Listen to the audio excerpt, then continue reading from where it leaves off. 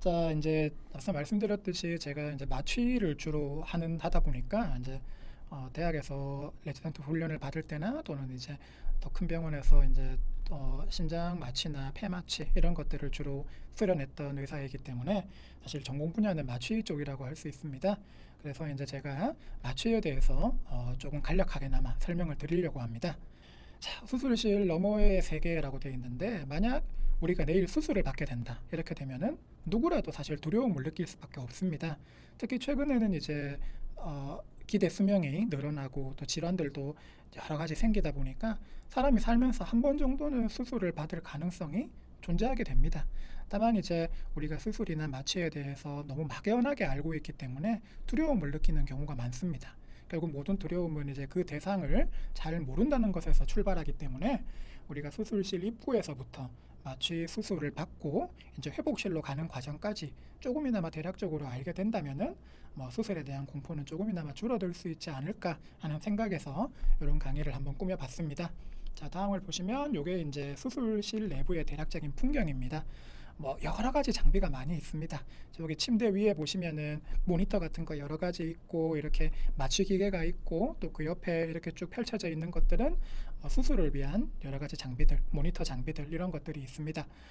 요 수술실 같은 경우에는 사실 외국의 수술실인데 우리나라 수술실도 이와 크게 다르지 않습니다. 오히려 이거보다 더 좋은 경우가 많고요. 이제 창원의 병원들이라고 할지라도 충분히 이러한 장비들을 다 갖추고 환자들을 보살필 능력을 가지고 있습니다. 그럼 마취가 무엇인가? 마취의 정의나 방법을 보시면은 흔히 이제 생각하기로는 마취라는 것은 단순히 아프지 않게 하는 감각을 없애주는 이제 그런 것으로 저희가 생각할 수가 있습니다. 근데 이제 저희 마취과 의사들이 하는 전문 영역으로서의 마취는 단순히 감각을 없애주는 그런 게 아니라 수술 전반에 걸친 환자의 안전에 대한 관리를 일컫는 말입니다. 환자의 혈압이나 산소 포화도, 심전도 모양 등 생체 징후를 잘 관찰하고 이 변화를 최소화시켜 가지고 집도의가 가장 최선의 수술을 할 수 있는 그런 환경을 조성해 주는 게 이제 마취과 의사의 목표이고 또 의무입니다. 그리고 이제 수술 중에 간간히 발생할 수 있는 사건들, 출혈이라든가 갑자기 부정맥이 생긴다든가 이제 그런 것들에 대한 대처도 저희 과 의사들이 하게 됩니다. 종류에 따라서 크게 전신 마취와 부위 마취를 나누어 볼 수가 있는데 이제 그것에 대해서 간략하게 설명을 하겠습니다.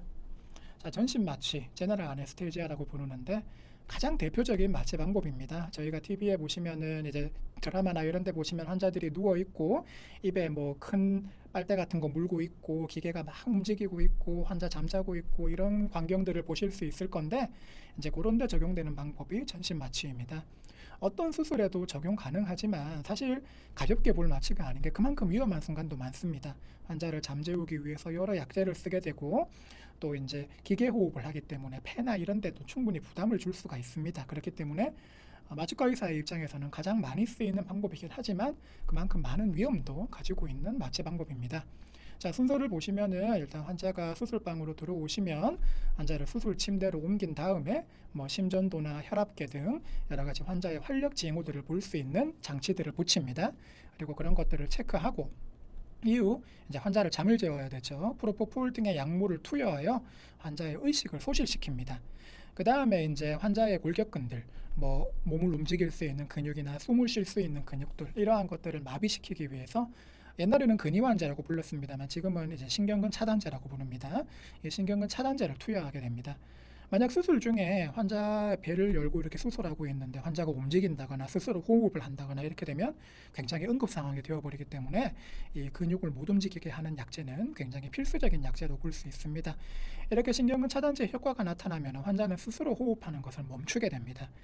그렇게 되면 저희가 환자의 입에 아까 말씀드렸던 큰 빨대, 이제 기관 삽관을 하게 되고 이거를 인공호흡 기계와 연결하게 됩니다. 그림을 보시면은 왼쪽 그림을 보시면 이게 이제 기관 삽관을 하는 과정입니다.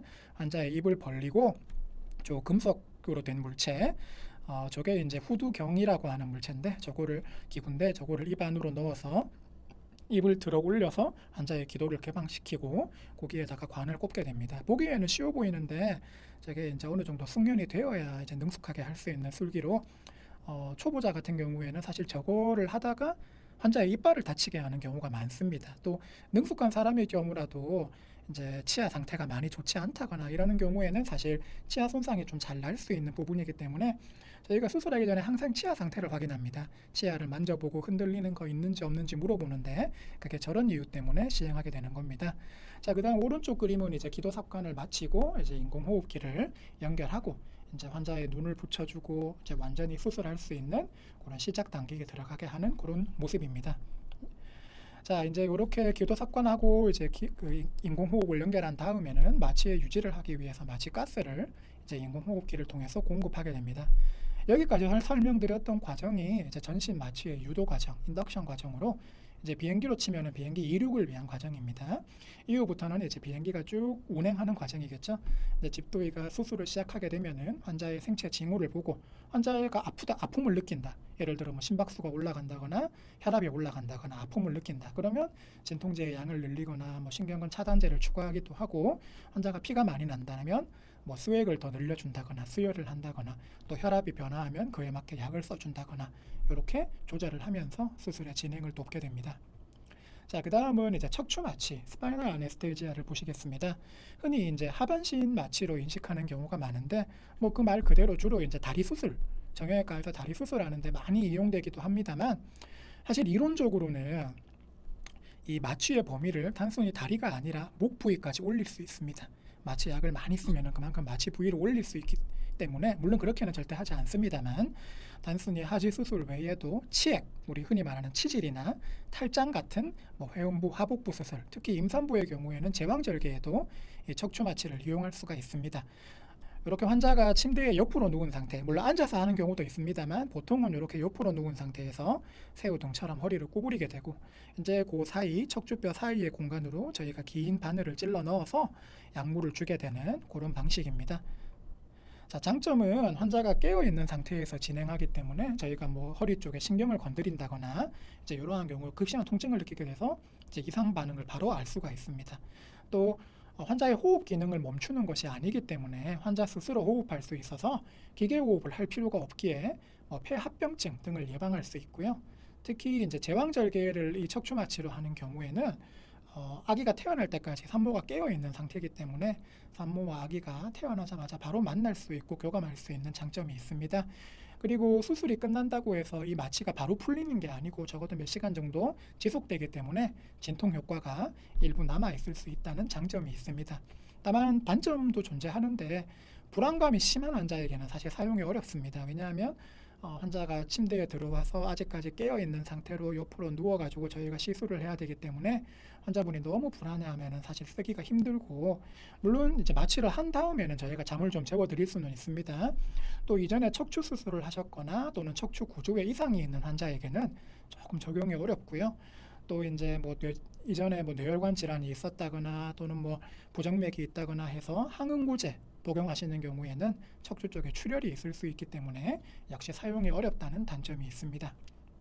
자, 그 외에 뭐 마취 방법들을 보시면은 이제 상완신경총 마취라고 해서 목이나 쇄골 위쪽에 또는 겨드랑이 쪽에 이제 주사를 찔러서 마취제를 주입해서 팔의 감각을 마취시키는 방법이 있습니다. 요거는 주로 이제 팔 수술, 손 수술할 때 사용되게 되고요.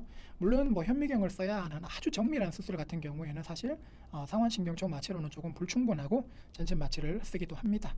그 외에 이제 흔히들 수면 마취라고 알고 있는데 저희는 진정 마취라고 하는데 간단한 수술을 할 때 또는 뭐 내시경 같은 걸 할 때 자발 호흡은 유지시키면서 의식 수준만 적절한 수준으로 저하시키는 방법 등이 있습니다. 자, 이제 마지막입니다. 이제 수술을 마치고 나면은 이제 끝났다, 마치겠다 해서 바로 병실로 가시는 것이 아닙니다. 수술방 안에 있는 회복실로 이동하게 됩니다. 이 회복실에서 이제 의사와 간호사의 관찰 속에 안정적인 호흡, 의식 수준, 진압력이라는 것은 내가 어디에 있다, 나는 누구다, 뭐 이런 것들을 이제 의식하는 수준인데 이제 그런 것들이나 근육 기능 등을 확인하게 됩니다. 그 외에 환자가 통증을 호소할 경우에는 마취과 의사 판단하에 적정 수준의 진통제를 투여하기도 하고요. 그런 식으로 약 30분, 40분 정도 관찰을 합니다. 그렇게 관찰을 하고 이제 이 환자는 이제 퇴실을 해도 괜찮겠다라고 판단을 하면 수술실을 퇴실하여 병동으로 이동합니다. 앞서 말씀드렸던 마취의 유도, 유지 그리고 회복실 단계에 있어서 사실 예측 밖의 돌발 상황은 언제든지 발생할 수가 있습니다.